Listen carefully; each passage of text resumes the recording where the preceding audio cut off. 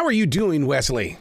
I'm doing great. How are you doing? Absolutely fantastic. Very excited to talk to you about your brand new book. Well, thank you. But before we do that, though, 40 years of marriage, and I just wanted you to just showcase your relationship. Let the world hear what 40 years of marriage does to the mind, body, and soul, and why it's so important to an author.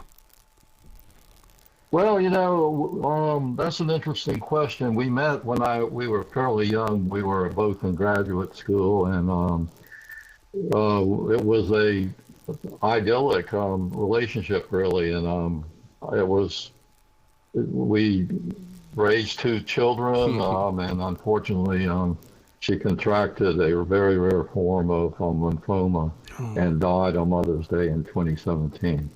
Wow. Do you pull from that energy of that love? It's interesting. I write a blog, and people tell me I'm much more productive when I'm unhappy. and so Judy's death obviously made me unhappy, and I was pretty prolific. But now I'm happily remarried to a woman who edited my book. She's a professional editor, so life goes on. Man, now being married to an editor, I think that's been one of my biggest challenges as an author, is the fact that, oh my God, who's going to edit it? Because it's almost like you go through the judgment stage where they're going in there with a keen eye and sense, and it's like, oh no. Yeah, well, when we first started dating, I gave her the first chapter of the manuscript, and I said, if you want to know what I was like in high school, check this out. and I thought she was going to be incredibly praiseful and think I was an absolute genius. And after she finished the chapter, she said, hey, what do you want to do with this? And I said, well, of course I'd like to publish it. And she said, well, it needs some work. Yeah.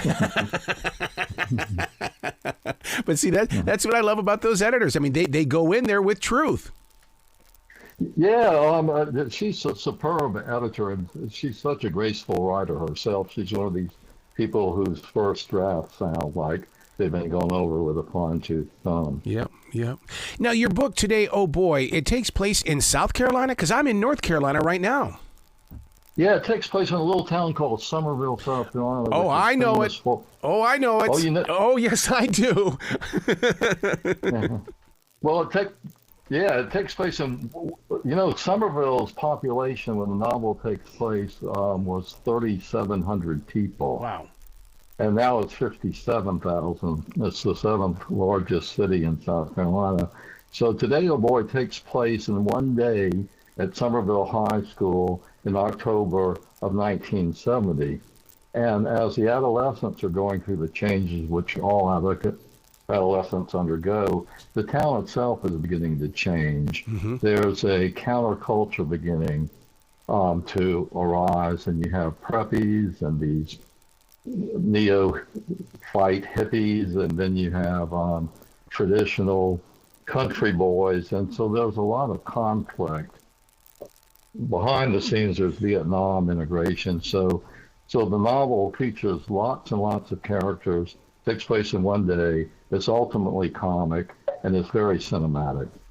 I love the idea that you included the Vietnam War in this story, because it's very quickly becoming one of the wars, such as the Korean War. Nobody is talking about it. And when you talk with the veterans from the Vietnam War, they don't really want to talk about it. They'll say, okay, thank you for thanking me, but let's move forward. But I mean, you're keeping it alive inside this story.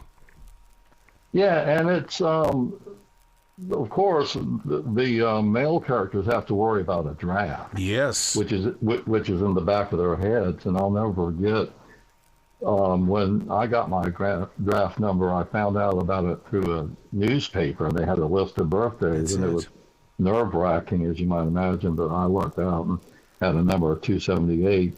But one of my friends, who's actually one of the characters in the novel, is based on him partially. He did ended up getting drafted, but thankfully he didn't go to Vietnam. What did you have to do to discipline yourself to find focus on just this one day? I mean, because this book feels like something that so many of us can really relate with. I can relate with it because I'm 61 years old. I love the fact that because you put us in this place and you make it very safe for us to really take it all in. Yeah, it's the progression of the novel goes through a school day, and I taught English for 34 years, and so I know teaching inside and out. I know it from the adolescent's perspective and from the teacher's perspective, and so what I tried to do in the first four chapters, there are periods 1 through 4, and I would go from class to class, and the characters in the novel more or less are the perceivers, and the omniscient point of view is frontal to individual consciousnesses.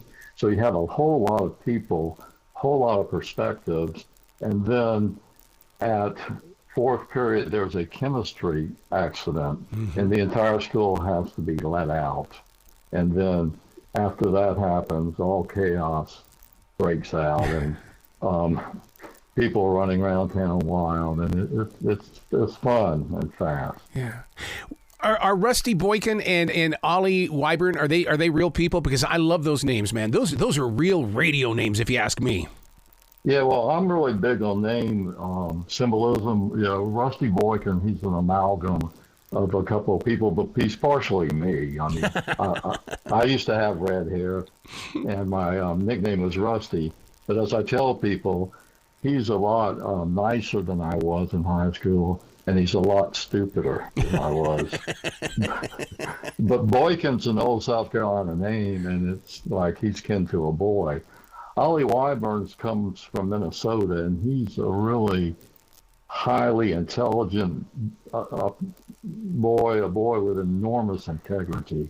And he and Rusty are foils in that they're not much alike, except both of them do possess the ability to stand up to peer pressure.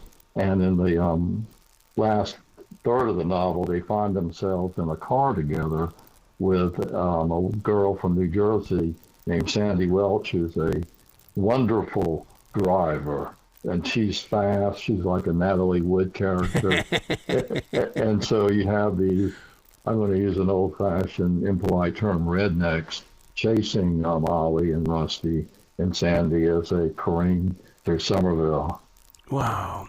And see, and when you speak of Summerville, I know those back roads, man, especially when you take Summerville down into Charleston on that back road and you go back there by the old rice fields of the old days and things like that, and the different plantations. I mean, it's such a great place to write a story. Well, you know, this actually, that highway is Highway 61 that goes, runs parallel to the Ashley River. Yes. And that's where the car chase is taking place. Oh my God. Yeah, you just, I can, because I'm here in the South, I can envision it, but the way that you paint the picture, though, I mean, it really does invite the listener to come down and go, this is where he was writing this book. Wesley wrote the book right here in this place. Yep, I sure did. Now, how long did you hold on to this book before you released it? And the reason why I bring that up is because my first book was written when I was in the 11th grade because I wanted to stay in school, but it took 32 years to put it out there. What about this one? Well, that's amazing. I can't wait to read your stuff, by the way. Thank you. I wrote it about 10 years ago because there was a contest with the Hub City publishers that every other year they'll publish a South Carolina novelist. And I was rushing to get it ready, and it didn't win. And so I sort of put it down. Then my wife became ill, and I really didn't start again until I married Caroline, the editor, and she and I worked on it together. So it more or less just sat for 10 years. Yep. until I picked it up again. How much of your creative spirit as that author changed in that 10 years? Because I mean, you know, every day we change, but I mean, but to go back into those paragraphs, what did you experience? Because I know you're a writing teacher, so what was it like for you to go back?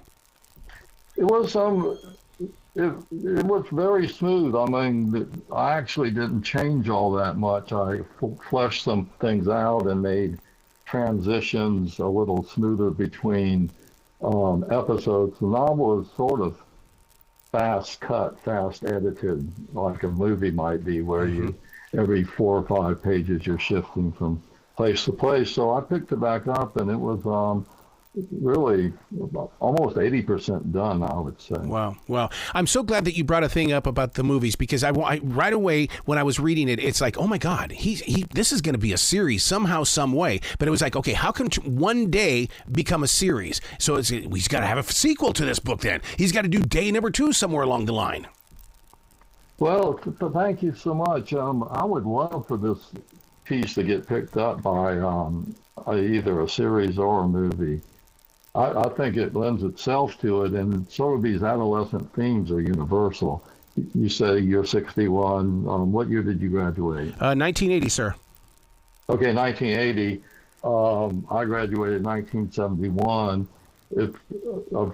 I think this novel would appeal to anyone who's ever been to high school, because essentially, whether you're wearing bell bottoms or skinny jeans, your adolescents are essentially the same. You know, one of the things that I really took to heart in it, and I thought, wow, that was kind of ballsy for him to talk about this. But I mean, I never ever thought about the bullying and the suicide that took place in the 1970s. Yeah, you know, that suicide that begins the book, or the mysterious death, is sort of a MacGuffin, like the Alfred Hitchcock had these sort of false symbols that you think the movie's going to be about, or the novel's going to be about. Yeah.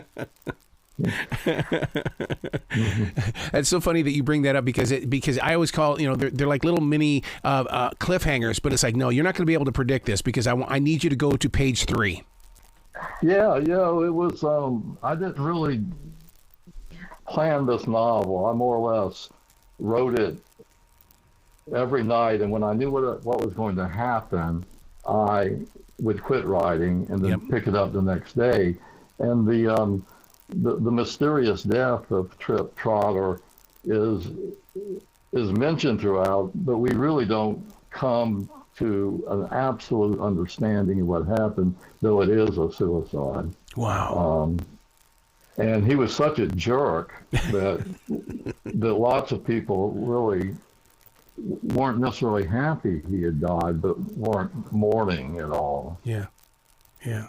Do you ever get out in the outdoors to do your writing? And the reason why I bring that up is because my last book, there was a majority of it that was actually written down there at the campgrounds on John Island. Really? Yes, really? sir. Yes, sir. Well, you know, Aaron, you need to come to Folly Beach, where I live. I love Folly Beach. Listen, Wesley, I was at Folly Beach when the land used to connect to the lighthouse. Nowadays, it's like all we have is a memory. Yeah, well, you have to get on a kayak to get out there now, but I used to grade my essay. There's a wonderful bar on Folly Beach called Chico Feo. Yeah. And it's al fresco, and it's sort of a Caribbean, Key West type of vibe, but I used to grade my essays there. And I'd drink 2 beers and 3 essays per beer, and then I'd go home, because I couldn't. I graded very carefully, and it took me a long time, but it was nice to be out there. Wow, man! You make me yearn for Folly Beach right now. Well, seriously, next time you're down here, get in touch. I'll take you to Chico. Absolutely, because it's always fun to sit down with another author, because our imaginations never turn off. Yeah. So what's a website where people can go to find out more about the book Today, Oh Boy, and find out a lot more about you? Okay, well, I have a blog, and it's W as in Wesley, L as in love, M as in more, 3.com. Also, if you go to the Kirkus Reviews and type in Today, Oh Boy, in the reviews, there's an excellent review there that gives a very succinct plot summary. I love it. Please come back to this show anytime in the future. The door is always going to be open for you. Well, I appreciate that, Aaron, and this was a wonderful interview, and thank you so much for having me. Well, you be brilliant today, okay? Okay.